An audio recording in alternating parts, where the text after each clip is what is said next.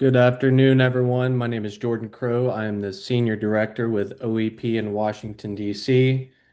As you can see, we've got a fantastic panel lined up today speaking about customer energy management. This is part of the larger GridIron series we've been doing this year with the Earthshot Foundation.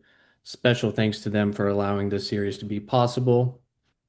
We'd also like to thank our broader cohort of partners for sponsoring and underwriting all that we do and making all of our programming here at OEP possible. With that being said, be sure to drop your questions in the Q&A chat off to the side. We will get to as many as possible at the end.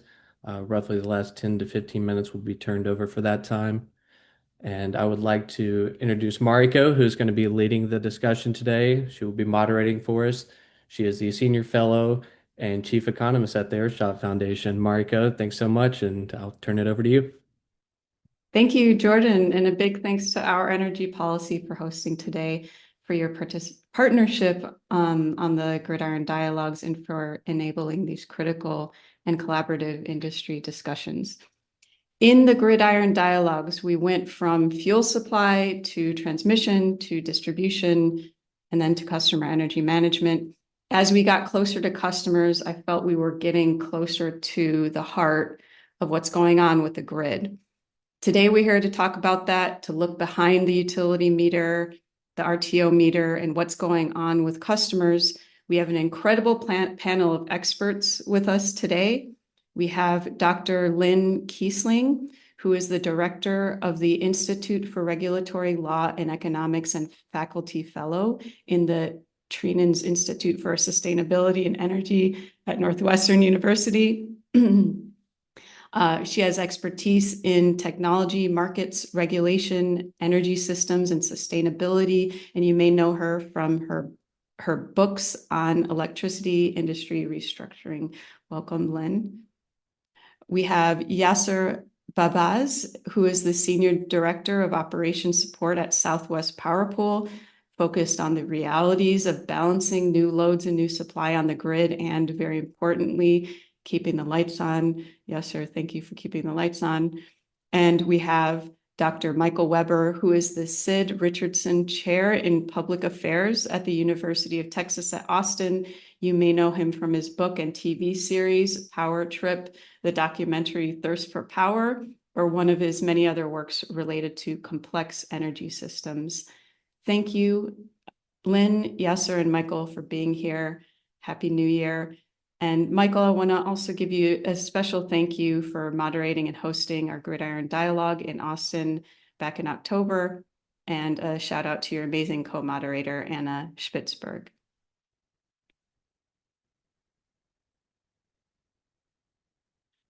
So let's jump right in. If you all don't mind turning your cameras on and unmuting. Hi, welcome. Let's jump right in. I want to start with what's different in the grid's relationship with customers today. We've seen the industry shocked by sudden changes in demand and supply before, air conditioning, nuclear build-out, natural gas build-out of the 2000s, for example, but we've never seen customers have so many options in how they use and source their energy. So I want to start with Lynne. Lynne, how does the ordinary customer's ability to build and manage electricity on site impact the industry's whole framework for utility service? That's a great question, Mariko. Thank you. And thanks to Our Energy Policy for including me in this conversation. I think I tend to take a long perspective. I have a background as an economic historian and historian of technology, so not just an economist. And what seems to me to be striking about our period is the decentralizing nature of digital technologies. And that is, I think, substantially different from the technologies that that were on which the building out of the power systems in the 20th century were conditioned, that were much more centralized, larger scale. Not only are digital technologies more decentralizing, they also behave differently on the grid, which I know is not our topic for today, but But they do mean that we can think differently about the architecture of the system as a whole. And what that means is that there are more ways to kind of change the landscape so that end use consumers can have more choice and more control, but without it being a nuisance to them. And so I think, the ideas of being able to participate in markets and to use automation to make that easy and convenient, and having opportunities for like aggregators, retailers, to make it easy for their customers and to provide them with compelling value propositions. I think that's a big difference. So when I think of new technologies, I think of the heartbeat of new technologies, and those are large loads, data centers, AI, and so on, showing up on the bulk grid. Yasser, what do you think about, what's your perspective on what Lynne is talking about? How are these new technologies changing things for you? Do you even see it from the bulk grid level that it's kind of pushing you more towards a decentralized perspective, or what's your take on all of that? Yeah, good morning, everyone. Thank you for allowing me the opportunity to participate in this great panel. Um, yeah, my experience here at SPP has been operating the grid, has been on the market side or the operation side. I've been in the industry for about 18 years now, going on 19, and what we're seeing now is unprecedented from a speed need and also from a size perspective. This is different than before, and you alluded to it, Mariko, in your introduction in terms of some of the technologies, some of the evolutions that we've seen from an electrification standpoint, and so on. This is different. This is different for us because, again, the speed to market, desire for these customers, but also the size of these customers. The appetite for the amount of energy that these customers are requesting is something that our systems are frankly not equipped to handle right now. And the reason why is because of the ability to perform studies with these large quantity loads, but also the ability to deliver on these studies in a timely fashion. So we keep hearing from our customers, and SPP has been working with a lot of customers on this recently. They want the speed to market. They want to be able to know what it's going to take to interconnect, and they want to be able to speed to power into onto the transmission system. And we've done some work recently to make sure that we manage that from a market standpoint, but also from a reliability standpoint. These loads are different: scale, speed to market, desire, but also the load shapes. Traditionally, when we talk about operations, we can predict load, and it's weather sensitive load generally when we talk about load. These loads are different. Their shape is different because of the need for power is different throughout the day. What we're seeing is also the market participants that are coming in with these types of load. There are what I would consider sophisticated load and sophisticated buyers in the market. What that means is that they know what the market, how it works. They have good and sophisticated interaction with the market ability and the transmission system ability that is not just the market. So it's exciting to be dealing with market participants that are of different nature with different load type, but it also comes with challenges that we're working collectively with our stakeholders to be able to mitigate and handle. How fast do they want to be interconnected compared to just sort of the normal process at SPP? Yeah, so we're hearing anything from 12 to 18 months is the appetite for connecting. This has to do with, you've heard it being referred to as a race. It's the race to winning the AI war. And we're definitely seeing that on the front line here in terms of the requests. Yeah.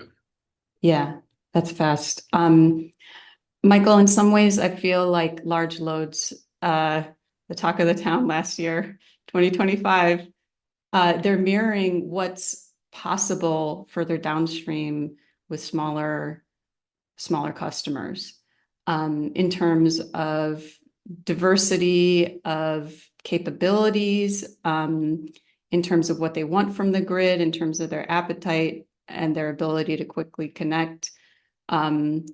What do you think the industry needs to do? Where does the industry need to innovate to keep up with this dynamic of customers on the grid? What are the innovation gaps?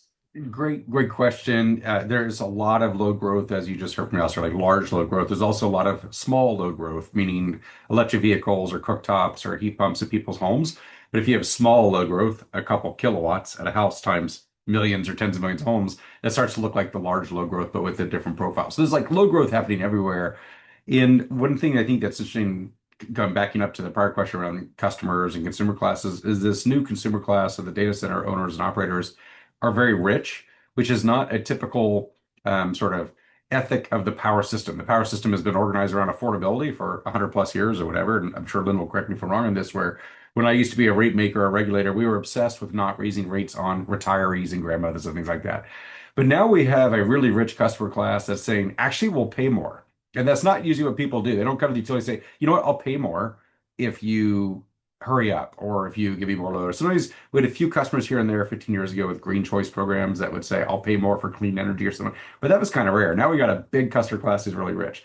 And that still raises the question, well, how do you serve that load without raising sort of rates on retirees? And that's where you have some opportunity for innovation. So your question about innovation, there's some technical innovation. There's some, I would say, kind of obvious ones around batteries and storage and behind the meter solutions that increase flexibility. I think as an engineer, though, what we need innovation in more than anything else is in rate making. Our rates are designed around a system and a mindset that was updated maybe in the 1970s. Lynn, please correct me if I'm wrong on this, but it feels like it's been a while since we really had a nice, thorough think about what our rates should be. And our rates are designed around a system that's low CapEx and high OpEx. And really, we're going to a world that's high CapEx and low OpEx, and our rates are not designed for that. And so I would say, as an engineer, there are engineering innovations we need, but actually we need rate making innovation and policies and markets and stuff like that. And then we can figure out the rest. So that's kind of my view. And it's to accommodate both of these needs, the retirees who can't pay 30 cents per kilowatt hour, but also the large load customer classes that are willing to pay more to get certain performance characteristics or speed to power, as Yasser said. So I think that's where we need to sort that out. It's time for us to come together on this and really figure that out. I couldn't agree more. And Good. I love that Michael, as the engineer, is like, well, what we really need is the institutional innovation. We have the technological innovation. And there's two parts of it, I think. Well, I put it in my mind in two categories. One is this kind of CapEx, OpEx, the fact that we're have historically worked in a rate of return regulated environment means that investor-owned utilities operate with the incentive to build stuff. And because the way they earn profits is by earning a rate of return on their capital. And that means the more capital you have, the bigger your profits. And you just get cost recovery on your operating expenses. And so that that creates an incentive to build stuff, which if you're in the, 1940s, 50s, that was the incentive alignment, that was the incentive compatible approach. So I think a deep question we should be asking ourselves in 2026 is whether or not building capital intensive infrastructure in the same way is incentive compatible, especially when we have such digital technologies as advanced transmission technologies like dynamic line rating that may be cheaper than building a new transmission line, and also more timely because of the permitting and siting challenges. The other aspect in the rate making that Michael alluded to is cost allocation. And cost allocation is in from my perspective done in a way that is not as grounded in good economic theory as it could be. It's done with a lot of what I think of as ad hoc approaches using kind of an embedded cost, fully distributed cost framework.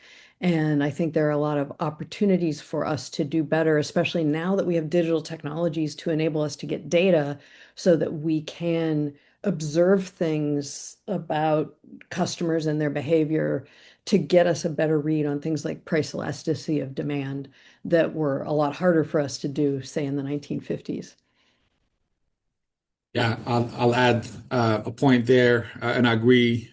As an engineer background and spent a lot of time operating the grid and doing a lot of the technical work, I've spent a fair share of or fair amount of times on affordability and cost allocation last year, and that's because of the this topic that we're talking about. We always talk about affordability; it's always at top of mind, but with large loads, we're introducing a customer class within our stakeholder process, right? For example, for the RTO, when we talk about cost allocation, we're talking about allocating costs to various stakeholders, various LREs, load responsible entities, and it goes from there.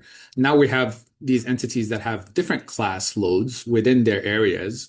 And now the question is, should they all be playing in the same playing field in terms of energy market and prices and infrastructure costs? I think I couldn't agree more with the comment about rate design is at the heart of this conversation.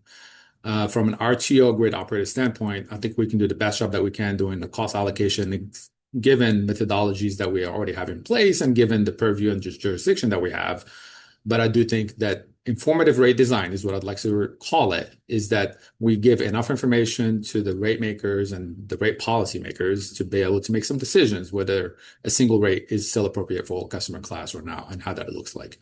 I think that's a top of mind, top of concern. I think reliable power is great. We strive for that, but affordable power is equally as important nowadays. So I'm going to poke at this a little bit, digging into the history, Lynn. We've had retail rate and utility financial health crises before, and it seems that the solution is always to increase fixed costs, which makes sense when you look at the cost structure of utility completely.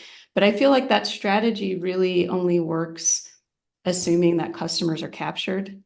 They have nowhere else to go. And the big question is, well, we need all these big investments. We just have to make sure that people pay for it appropriately. Now customers can walk away. So when we talk about moving money around and restructuring the rates and, increasing fixed costs and cost allocation, customers are just looking at their total bill and they're saying, this is too expensive. We're going to do something else. So I do feel like this conversation, this problem is still highly relevant, but there's another element to it. And that is, how can we better serve customers? So what is it in rate design or the institutional innovation that's needed that will incentivize utilities to give better service to customers, meaning they can access power quickly when they want to, they can access the type of power that they want to, and they can get more reliable, resilient electricity service when they need it? That's a hard question. I'm not sure I have a good answer, but I can at least identify and admire the problem. So Me too. Yeah, I can ask it. I can't wow. answer it. And a lot of this falls under a label that I think we started talking about a decade ago called grid defection. But I want to identify that kind of more generally and just say that the language we use in economics is that all of these decentralizing and automating technologies, when you combine them with the improvements in distributed energy resources, especially things like solar and electric vehicles and stationary batteries and other forms of storage, thermal storage, I mean, heck, your water heater is a battery of a sort. So all of the improvements in those technologies, when you put the digital and the DERs together, mean that the distribution power system is now contestable.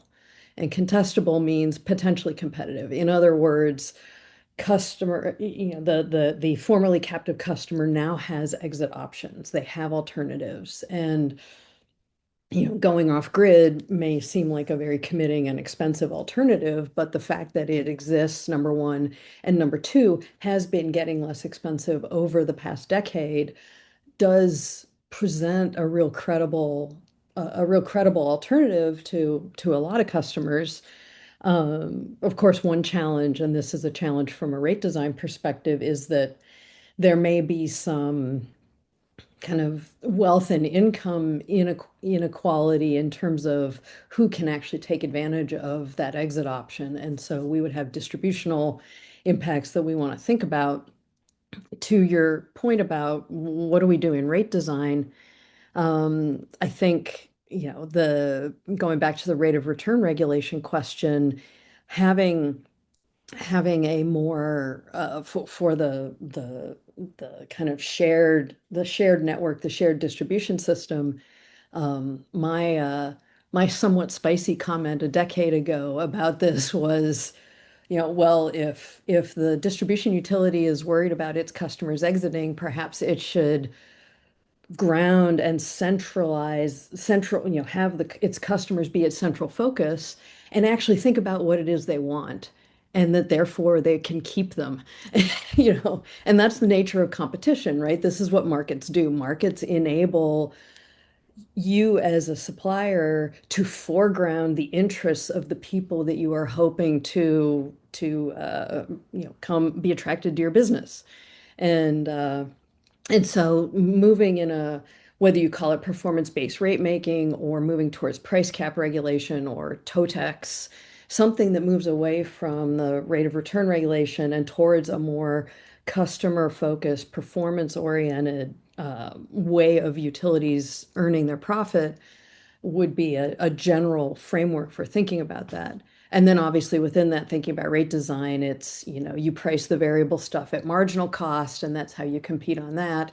But then for like long run marginal cost for infrastructure, you have to think about pricing that at the long run marginal cost margin for capacity. And then that's where I think the details get really difficult, but moving in that direction is, I think, the way to go.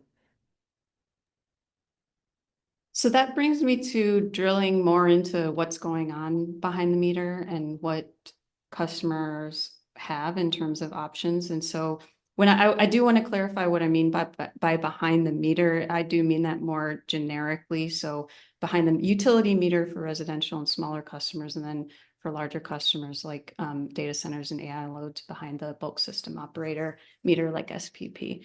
So is it fair to say that absent more attention to the customer, what the customer needs, what the customer looks like, that there are two grids being built right now, one in front of the meter and one behind the meter? If so, are there real opportunities to synergize those investments and operations at scale? Sort of expanding the definition of the grid instead of thinking of grid defection, just thinking of what's happening behind the meter as part of the grid. Or is that just a pipe dream? Because I've seen lots of talk and piloting on that, but not much real scaling effort to bring those two grids together. I've got a bunch of thoughts. Yasser, looks like you're about to speak. You want to go ahead? No, go for it. Okay, so I get two thoughts. One is I'm a recovering former regulator. I was a regulator from 2008 to 2013 for Austin Energy, a municipal utility, one of the places that doesn't have consumer choice in Texas. And it's like a miniature version of a state public utility commission. So we did rate making, we made all sorts of decisions about generation plans and resource plans. And from 2008 to 2013, come back to what you asked about, what Lynne talked about, the fear was the utility death spiral or defections. That people would install solar and batteries at homes as rates went up, and therefore people would defect, which means you have fewer people in the rate base, which means rates would go up, which means you would have more defections, and this would be the spiral. We were obsessed with utility death spiral, and it never happened. And in fact, now we're talking about doubling utility. So we were all wrong about utility death spiral for electricity from 2008 to 2013, and now instead we're talking about doubling or tripling the grid. By the way, we had the same conversation today about gas utilities. That gas utility is about to go through death spiral. And I'm like, well, if you want behind the meter gas generators, then gas demand might actually grow again. So it's easy to be wrong on this stuff, even if you're smart and paying attention and you think you're well read and everything. And I and others were wrong about that back then. But we sort of saw that maybe the two grids were emerging.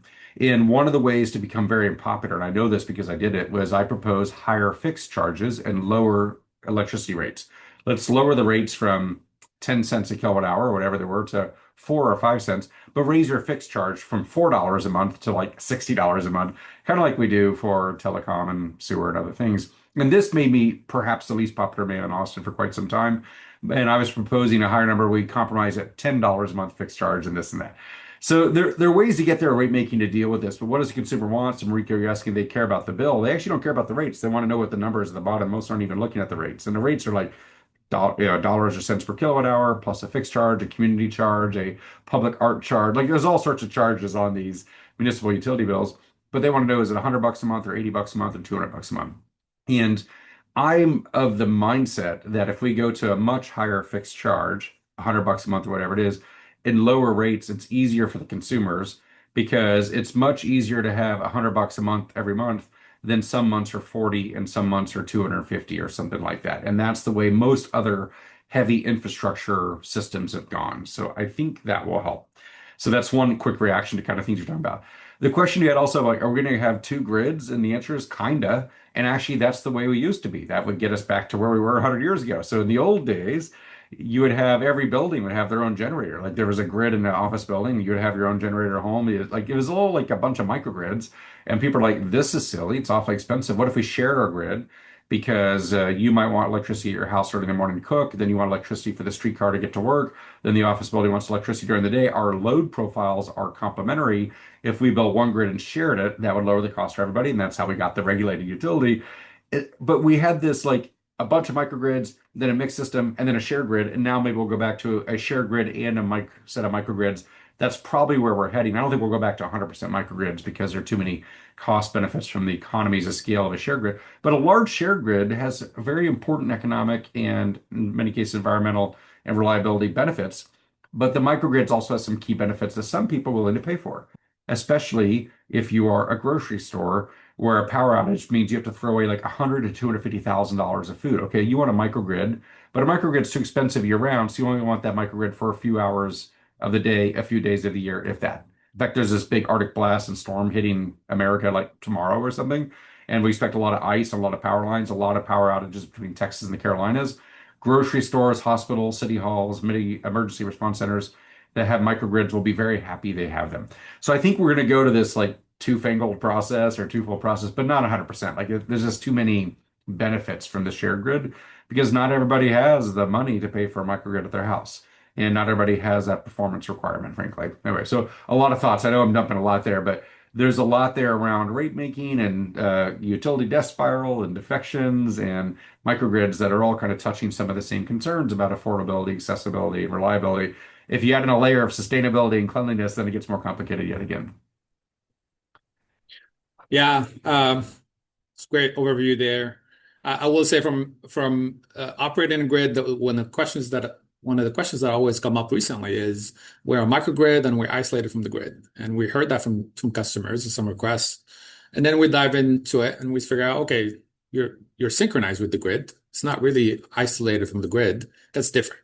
Microgrid that is synchronized with the grid and leveraging the interconnection transmission system that's built and paid for by existing customers, and leveraging that for services that may be ancillary services, maybe reactive power services, things that you can't really measure with real power. Those are our focus. When we talk about behind the meter, we talk about the assets that are synchronized with the grid. They just are not participating in front of the meter, meaning that the load essentially doesn't show up and it just disappears when the generator next to it is injected onto the system. So from our perspective, the focus is, are you synchronized or are you not synchronized with the grid? And if you are synchronized, we consider that you're taking transmission services, whether we can measure it with real megawatts, real power or not. And we're talking about what does that look like from a transmission service and transmission cost standpoint. It's a beautiful thing to be part of the transmission system because it gives you insurance, right? When things go wrong, when your battery dies or when your generator, you can't find oil or gas, or whatever the fuel is, you are relying on the transmission system to give you that need.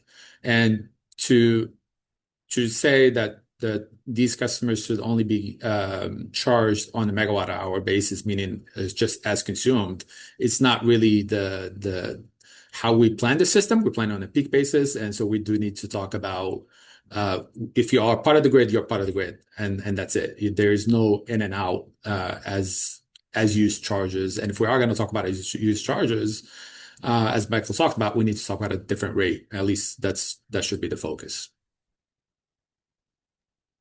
Yeah, that in and out a big issue that customers want that?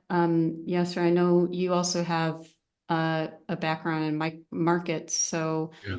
I guess my question is, so for those loads that are able to microgrid, or they have some maybe latent flexibility or attributes they could offer to the broader grid and to ratepayers, what's the biggest challenge in integrating them? Is it operational? Is it market design? Is it something like something else?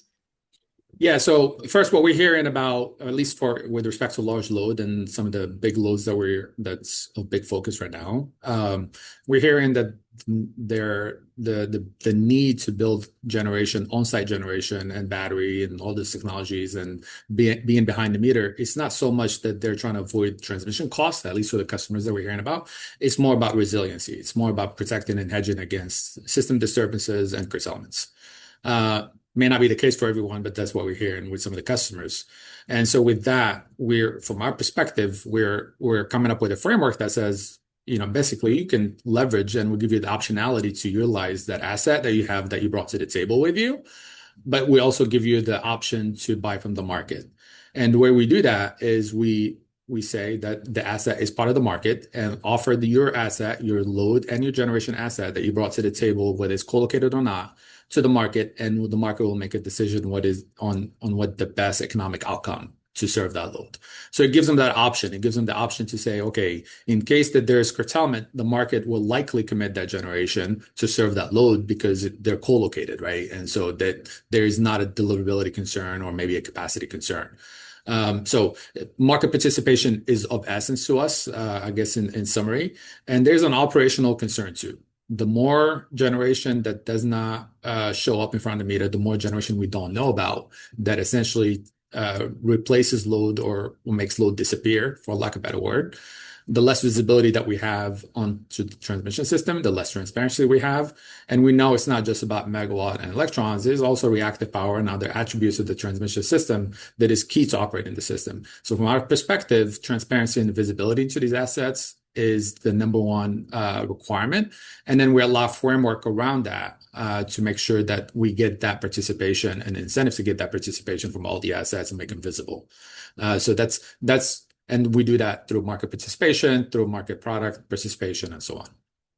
Right, because when there's not as much visibility, then the supply and demand, well, the net demand on the system is more uncertain. So you have to procure more flexibility resources to be able to Exactly. account for that, right?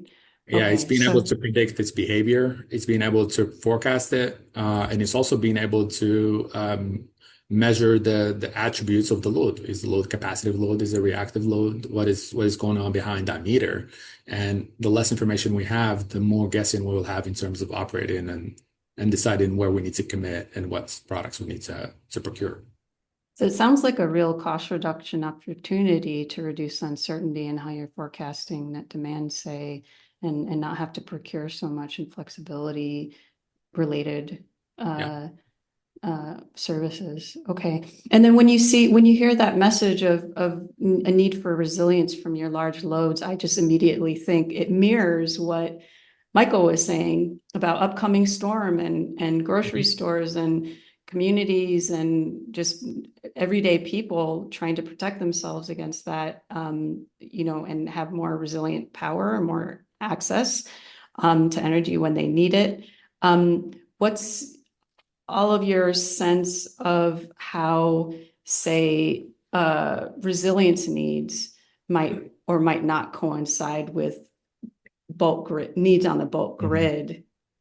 Do those happen at the same time? Is the bulk grid stressed at the same time that customers and communities are stressed, or is that coming at different times? Because in my work, I've seen a lot of more distributed stressors are happening during winter storms, but then bulk grid stressors are happening more in the summer. But that might depend on where you are. Michael alluded to it. There are definitely synergies, and it's a beautiful thing to be part of a big pool of transmission system, big pool in the bulk electric system, because you get to leverage and diversity in geographical diversity and diversity of risk, right? And so to the extent that you can make that work and make that diversity and diversify the risk, you have a better chance at operating a grid that is reliable. That's kind of the core of the RTO. That's why consolidation has been happening over the past couple of decades. It's to be able to diversify the risk and take advantage of that diversity and make things more efficient. There is definitely a lot of benefits in having synergies between these loads and having them plan for what they need for their business and the transmission system. Our transmission system today is not fully subscribed on a 87/60 basis, meaning every hour of the year. That's not the case. So there is a lot of opportunities to maximize the utilization of assets today to the extent that there is an opportunity to do that, right? Not storms and heat waves don't happen every day of the year. So during those shoulder months, there are a lot of opportunities, especially, and we haven't talked about this, in a region like SPP where we're rich in renewables, right? So there's a lot of clean energy that may be and will be of interest for a lot of, I would say, for society, right? And so to the extent that some of these loads can capture that renewable penetration to serve their need and to serve their business needs, then that is also a benefit to society and to the grid. And it leverages, we have a better utilization factor of our transmission assets and generation assets. So there's a lot of synergies. There's a lot of things that if we work together and plan things together, which is what SPP has been working on as far as a policy for large load. We should come up with a win-win situation. We have more load, we have a reliable system, it's resilient for the grid and for the load, a large load that is. And as the cost allocation always comes to mind, how do we have a rate design? I'm confident in our industry and our regulators to come up with something that works for everyone. I think there's an optimistic view, at least I am that way, a win-win outcome at the end of this. Yeah, that seems like a huge message that we have to remember there are a lot of benefits to the shared grid and the diversity of benefits, geographic diversity, diversifying risk. That's so important. Lynne and Michael, did you have any reactions to that? This is a great, Michael and Yasser are great, and Mariko, you as well, are great resources for something I've been pondering for a long time, which is, I think in terms of our analytical methods, that we are in the middle of what is an uncomfortable shift towards using more financial instruments than we're used to, or more financial instrument type thinking, right? So I think maybe it was Yasser said that, essentially participating in the grid is a form of insurance, which I think is absolutely the right way to think about it. But we don't necessarily contract and participate in markets in the same way in electricity that we do in insurance, and we don't think about the transactions the same way. And when we think about flexibility and dispatchability, I think because of the history and the history of the technology in this industry, we tend to think more in terms of physical firming and physical, as opposed to financial and contracting, contracting for dispatchability, or contracting for backup. And the extent to which, because so much of this is about uncertainty and so much of it is probabilistic and stochastic, there's a whole lot of ways of thinking about futures contracts and options contracts and call options in particular that that I think there's a lot of opportunity for us to incorporate that kind of thinking that we haven't taken advantage of yet. So I've just been kind of noodling on that for the past few years. So I'm interested in what you all think. And just a quick comment. I mean, we can, I think Mariko asked, do we have comments? I always have comments. So I'll wait to be called upon. Otherwise, I'll speak over everyone. But the thing I keep thinking about with reliability is the utility sector is driven by reliability ethic. I think that's the core ethic is reliability. A second ethic is accessibility. A third ethic is affordability, but maybe you can sort of change the priorities. But it's always been driven by that.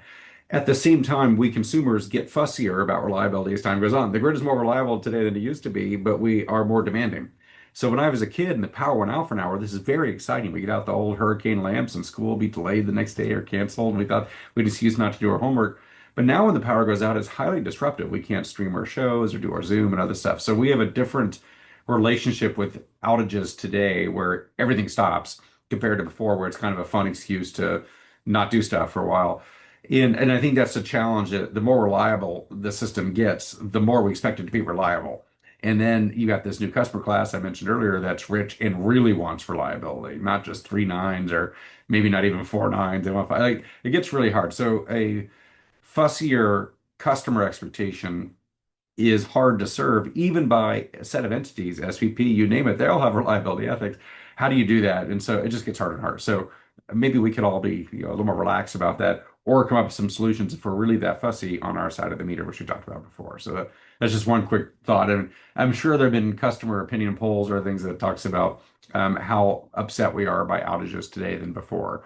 And I mean, like it's even a thing during the day. I'm on Zoom all day. A 5 minute outage is a problem now because then if I have a 5 minute outage, I don't even know how to let people know I'm not going to be on the call. Whereas in the old days, by old days, I mean like the 1970s and 80s, the phone always worked. So the power went out, you could still make a phone call, say, hey, I can't be there. But now our phones are all electric. And so if the power goes out, we can't even call people to say, we're not going to be there or whatever. So it's an interesting kind of increasing vulnerability that happens. But the reliability mindset is there for sure. That hasn't changed. It's only heightened, I would say. Yeah, I mean, the phone vulnerability is something I always come back to because I remember the days when the power went out and your landline still worked. There's a little bit of power going through That's a that. But copper, now, yeah, low sort of voltage signal, right? It still worked. It was amazing. Yeah. yeah, it still worked. But now the power goes out. An hour is, yeah, not too bad. But a day, 2 days, everything shuts down. I mean, where do you plug in your stuff? Everything needs to be plugged in Right. and recharged these days. So And even if it's your sort of a phone different works, use. does the cell tower have power? Like, and they often have Exactly. backup Yeah. with the cell tower. So there's a lot of backups Yeah. for that. But it's like voice over internet instead of over copper wire. It's something to think about as we evolve. We change our expectations. Yeah. We do change our expectations and that relationship between customers and the grid, it just keeps changing. And I do think customers are getting more demanding. They're getting more used to getting tailored service from all around them. And so the grid needs to evolve to also provide that tailored service. And that's a big challenge. We have heard consistently in the GridIron about how important it is to build, preserve, restore trust in the grid and in utility service. What does that mean to you when we're talking about trust and grid service? What are the markers of trust? For example, what do you think customers do when they don't trust the grid versus when they do trust the grid today?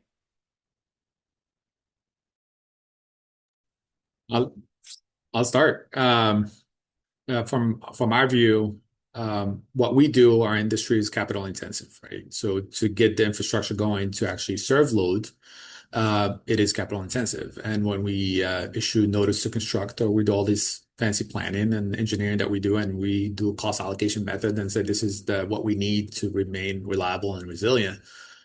Those are real costs that somebody is paying for, right? And ultimately, it's the consumer. Um, so when we do all of that and we have no load shed events and we plan the system and we're resilient, just like hopefully what would happen and we're planning for to happen this weekend as storms roll in, we have delivered on the promise and the commitment that we are building an infrastructure to remain reliable and remain resilient. That's the trust in itself. Now there is from a reliability view. Now having done markets and been in markets, there's a whole lot of other things that the customers also expect and the market participants expect from a market, including the ability to recover their revenues, not necessarily capital, not at least for SPP's market, but to recover their costs to have done and conducted business at SPP. And to the extent that we have a market that does that and the market that pays for the services that it procures and pays out to the market participant, that's another point of trust with the RTO, with the market operators and the grid operators. So it's all about reliability and are we paying for the services that we're procuring, and our market participants gonna come back the next day and provide their services because they got compensated for it.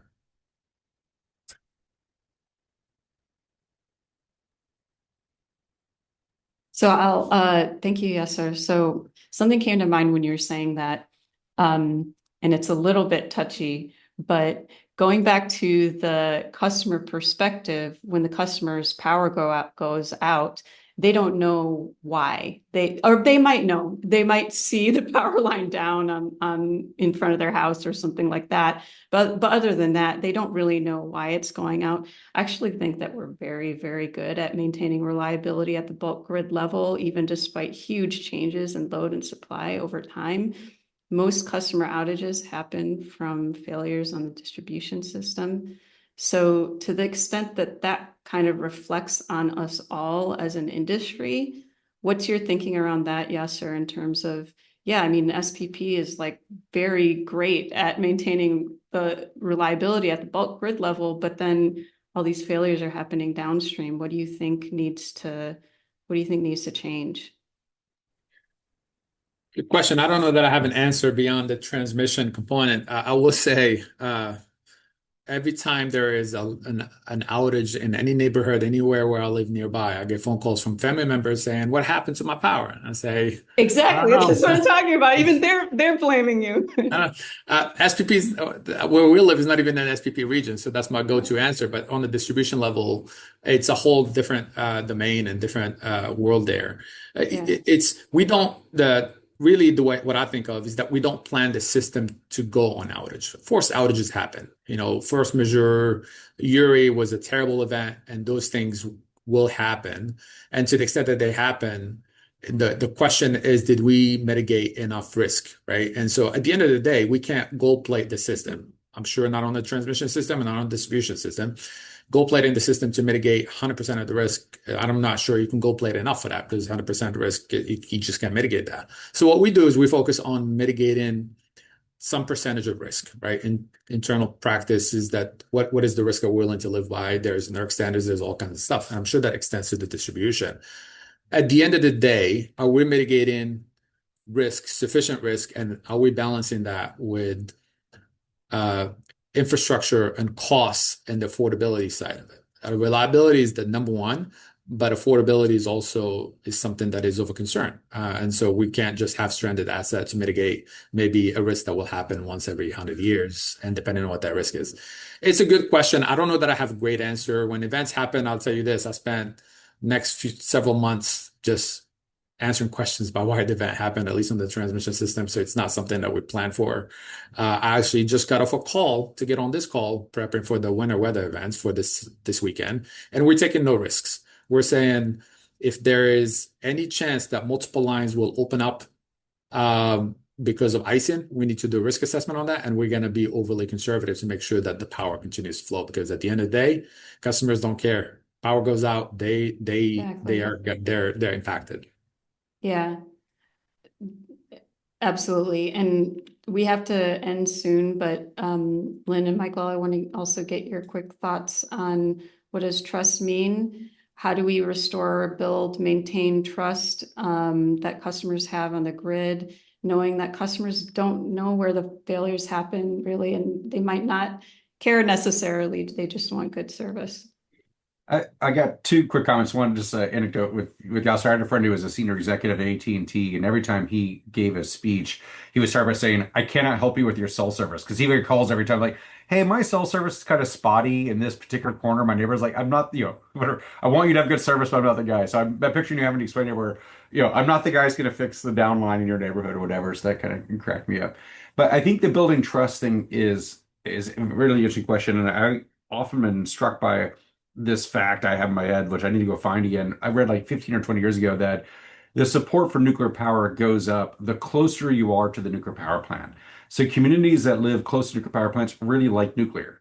And people that are far away from nuclear power plants are very afraid of it. By the way, we have the same concerns with the border. People living in the border aren't worried about the border, but people in I don't know, the middle of America are where they're far from the border. So the closer you are to the border, the less worried you are about it. The farther away you are, the scarier it is for you.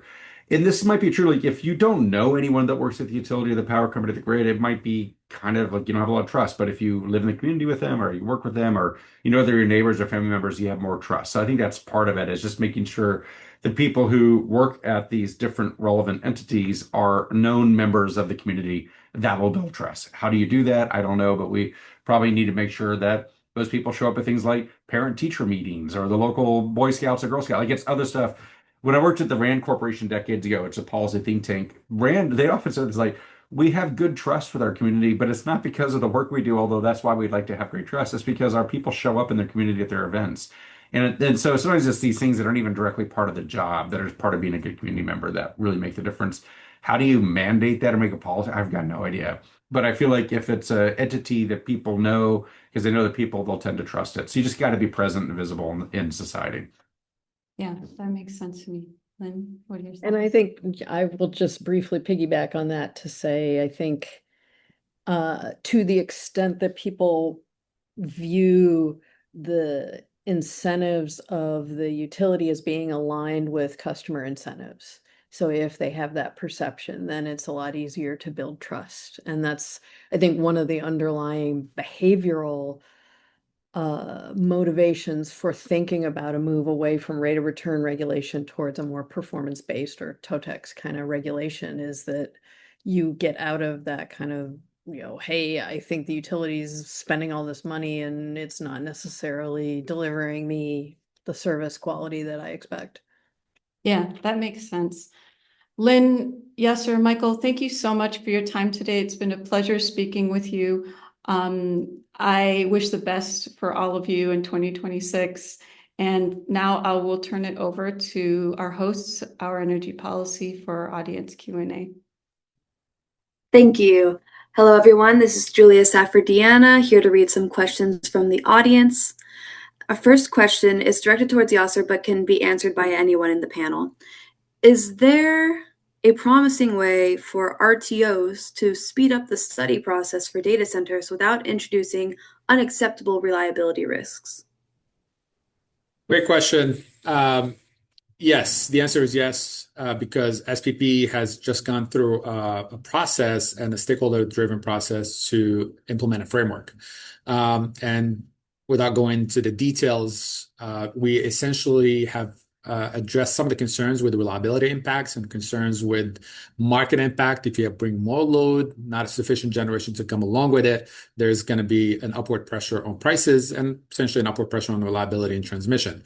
So what we've offered in the framework, and some of it was approved by FERC recently, is a quick, steady process that allows large load to interconnect as long as they bring their own generation to the extent that they need generation.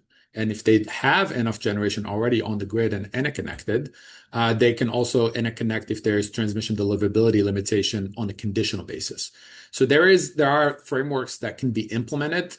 They're more complicated and it requires more details to operational follow-ups, meaning that we would actually act on the conditions and act on those conditional services we will have just awarded.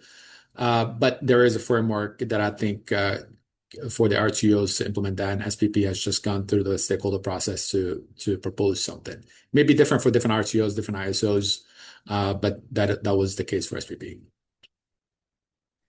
Thank you. And speaking of FERC, what's the status of implementing FERC Order 2222 at SPP? And what are the biggest challenges at this point? Good question. FERC Order 2222, it will be implemented at SPP in the 2030, I believe, timeframe. It was approved by FERC, our Order 2222 filing. So we have a tariff that is approved. Now it's getting the implementation in place, which will require a lot of operational implementation details for us to actually be able to support the distributed aspect of energy or assets and so on. So 2030 is the timeline that we're shooting for right now, and it was approved already. Our revision request on our tariff was approved by FERC. I think it was late last year. Thank you. Now, Michael, You mentioned earlier that we are likely to end up with a mix between centralized and microgrid type systems. Who is currently doing the work to understand the optimum mix between the centralized, co-located, and distributed flex solutions being implemented now? That is a great question. So there are research groups like mine and others around at universities, national labs trying to figure out what the optimal mix is. And the answer will depend on where you are, what kind of variable supply you have, because some areas are very rich in wind and solar are one of the other, which are variable, what kind of variable demand you have, which will depend on the weather. The demand is much less variable in Hawaii, for example, where the weather is more temperate than a place like Texas where we get cold and heat. And then what resources you have. So you get a mixed answer depending where you are and as the technology costs change. So a lot of researchers think about that. But I would say that the vendors, the suppliers of microgrid solutions are trying to get ahead of this. So I think of like gas generator microgrid companies like Enchanted Rock or Kohler or others are doing a lot of work on what price point does it make sense for them to sell to you because they have the customers who will tell them if it's this much, we'll buy it. If it's not that much, we won't buy it, whatever. So the vendors and also really, I mean, microgrids these days are gas generators or solar and battery. That's kind of it. Like those are the main options. Diesel can happen in some places, but mostly is phasing out because diesel's so noisy and has so many fumes, and you have to deliver the fuel by truck, whereas gas is often by pipe. Some places like California or France are outlawing diesel because of the air pollution. So it's really gas generators and solar plus batteries these days. And so the vendors are having to do their own analysis to make the economic argument. So I think that's a place to look for it at a site by site level. They won't do a full grid level necessarily. So I think some mix of national labs, academics, and the vendors can get us pretty close to the answer. Great, thank you. And now this is a general question for anyone to answer.